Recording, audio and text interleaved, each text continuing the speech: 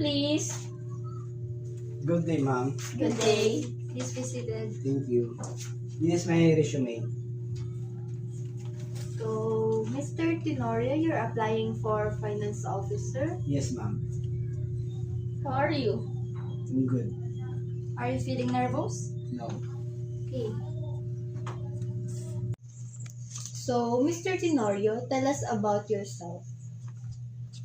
Miss Aaron Denorio, 21 years old, graduated at Western Philippines University in Bachelor of Science, Business Administration, major of Financial Management. My hobbies are playing basketballs. So, Mr. Tenorio, here's my questions to you. So, what do you know about financial management? Financial management involves planning, controlling, and monitoring focuses on ensure profitability, compliance, and efficiency use of resources. Hi, Mr. Tenorio, this is my question. What step will you take to ensure transparency in the union finances?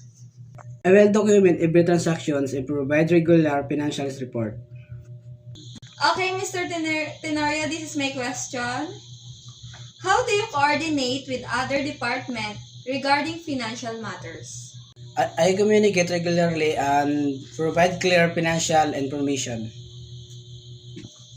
So, Mr. Tenorio, why should we hire you? Because I am detail-oriented and committed to accurate financial management. Okay. So, Mr. Tenorio, thank you for your time and effort. We will update you as soon as possible. Thank you, ma'am. Thank you. Thank you so much.